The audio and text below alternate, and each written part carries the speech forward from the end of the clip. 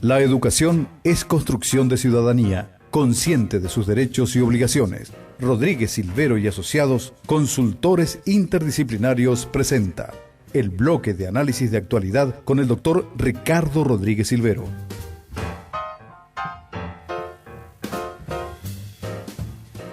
Horas 10 minutos, estamos en contacto con el doctor Rodríguez Silvero, justamente en su columna habitual sobre temas económicos. En este caso el tema es política fiscal hacia el desarrollo sostenible.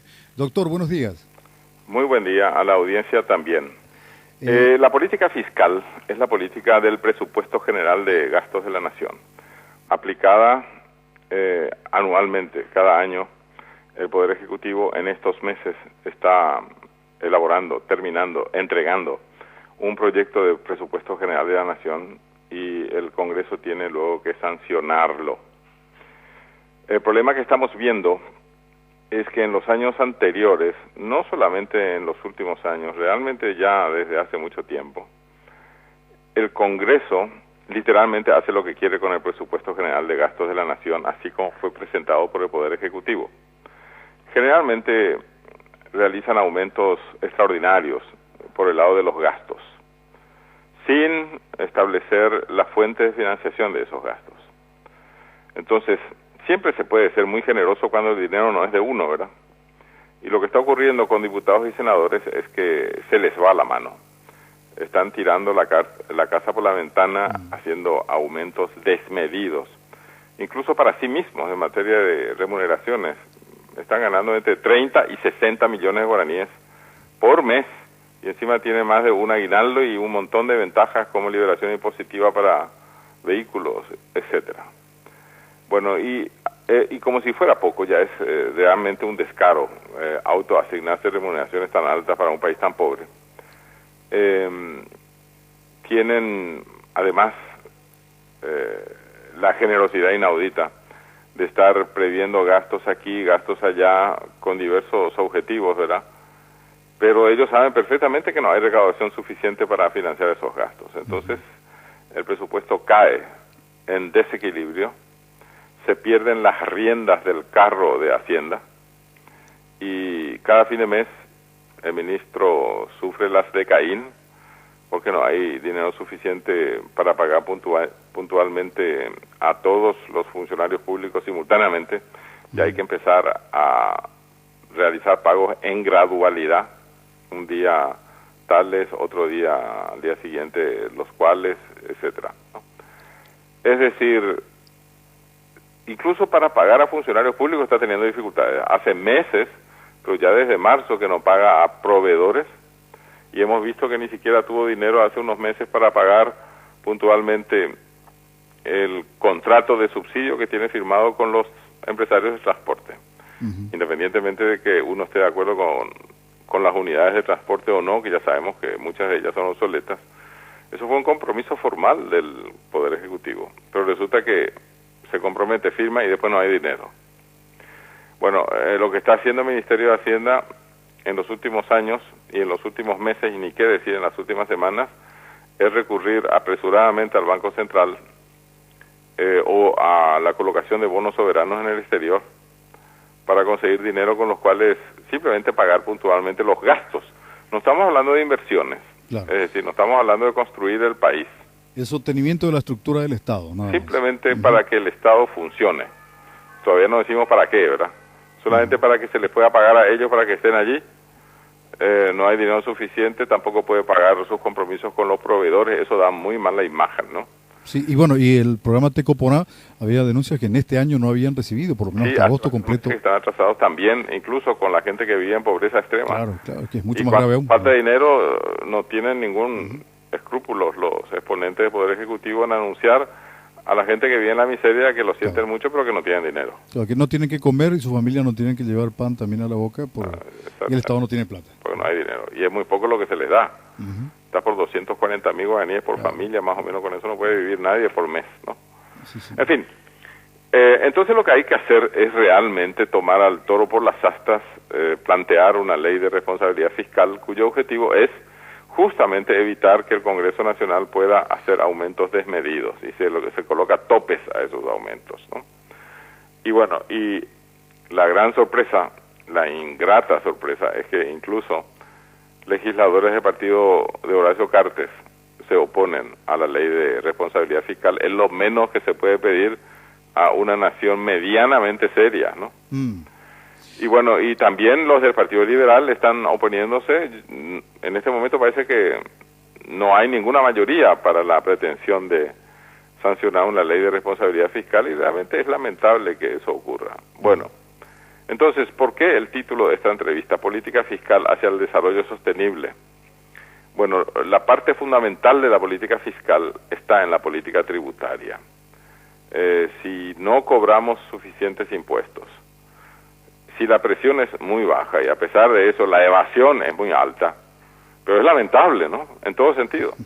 Entonces, por un lado, los legisladores se encargan de poner gastos a mansalva, ¿no? Hay forma de financiar esos gastos aunque uno tenga la recaudación alta y la evasión cero, que no es el caso, ¿verdad?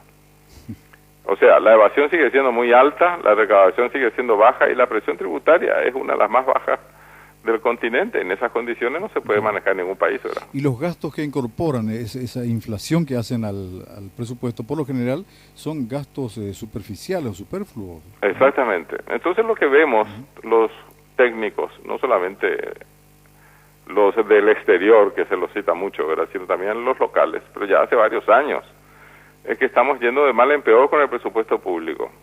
Ya se está anunciando eso. Sí, no hay que ser un gurú para eso, para haberse dado cuenta en el año 2009 y 2010 que si esto seguía así, que íbamos a perder el control, y efectivamente estamos perdiendo el control. Bueno, entonces así no hay forma de atacar la pobreza extrema y de superarla, claro que no, ¿verdad? Y bueno, y entonces siempre hay aprovechados los mafiosos, ¿verdad?, y los supuestos terroristas del ejército del pueblo andallé, ¿verdad? En realidad, las Fuerzas Armadas de la Nación son el ejército del pueblo. Todo el mundo está sacando provecho de esa situación de zozobra que se pasa por la pobreza extrema. Y sin presupuesto general equilibrado y sin mejor recaudación y sin una evasión por lo menos más pequeña, para no decir de que la vamos a eliminar, va a ser difícil contener el caos.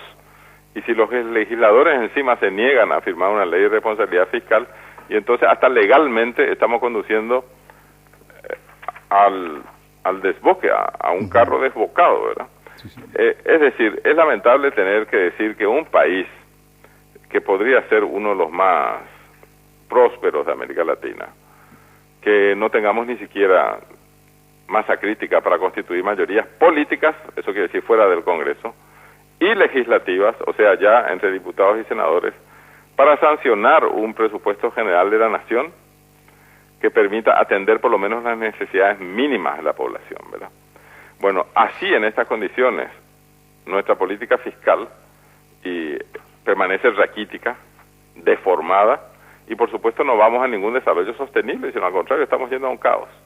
Lamentable tener que decir eso. Yo quisiera pintar un panorama más próspero, más optimistas a la audiencia de Radio Viva, pero desgraciadamente con los políticos que estamos teniendo y con los legisladores, es decir, con los representantes de esos políticos en el Poder Legislativo, y es poco lo que se pueda decir en términos optimistas para este país. Poco alentador su pronóstico, doctor, pero bueno, lo vemos y compartimos con usted muchas cosas. Por ejemplo, es curioso ver que los legisladores reclaman que no se les recorten potestades constitucionales para inflar el presupuesto cada año. Pero curiosamente no aplican las potestades que sí de manera incuestionable tienen en el términos de la política fiscal y de incorporar tributos nuevos. Y ahí es como que no hacen uso, digamos, pese a la menor carga tributaria que tenemos en toda la región. Es notable, ¿no? Pero realmente el desequilibrio es doble. Ajá. Me refiero a desequilibrio presupuestario, no a desequilibrio mental. Pero sospechoso también en estos casos. Diputados y senadores se preocupan mucho más por los gastos que por los ingresos. Cuando llega la hora de sancionar leyes, pero es una discusión interminable, ¿no? Para crear nuevos impuestos, qué discusiones bizantinas que hay, ¿verdad? Y al final, los privilegiados de siempre terminan otra vez favorecidos con la reforma tributaria. Es decir, por donde lo mire, el presupuesto general de la nación va mal, porque no tenemos suficientes controles para reducir la evasión y porque no hay mayorías ni coraje siquiera en el Congreso para sancionar leyes que posibiliten mejor recaudación. Coraje político. Saco y tepre, ya pido, doctor. Así mismo. Muchísimas gracias, doctor Rodríguez Silvero. Sería interesante hablar después en, bueno, qué habría que hacer, orientar un poco ese coraje político en medidas concretas, ¿no? Desde el Parlamento. Así que sabemos que con su capacidad... Eso, educar y educar. Es educación cívica, sí, porque en Estado de Derecho, en democracia y además en Estado social de derecho, como dice nuestra Constitución Nacional, las necesidades son inmensas, pero no podemos salirnos del imperio de las leyes. Es decir, si las leyes son malas, tenemos que modificarlas a través del Congreso. Pero aparte de eso, el poder administrador, que es el poder ejecutivo, debe aplicarlas mejor. Y encima, el poder judicial debería ser más eficiente, más honesto y más transparente. Porque si la justicia nos encarga de sancionar a los que desoyen o lesionan las leyes, y bueno, pero ¿dónde vamos a ir a parar? ¿Esto apeligra el plan de lucha contra la pobreza, doctor? Esto apeligra el plan de lucha contra la pobreza en general y aparte de eso apeligra los postulados del plan de gobierno del presidente Horacio Cartes y su mismo partido se encarga de bombardearle. Bueno, la ratificación que la política entonces manda sobre la economía. Efectivamente, en este caso es un problema político. Doctor Rodríguez Silvero, muchas gracias por su comentario, como siempre, ilustrativo y muy preciso. Ha sido un gusto. Igualmente, el doctor Ricardo Rodríguez Silvero en su columna habitual aquí en Tribuna Abierta. Este fue el espacio presentado por Rodríguez Silvero y Asociados, consultores interdisciplinarios en inversiones e impuestos. Telefax 612912, celular 0981 450550. Más informaciones en www.rsa.com.py.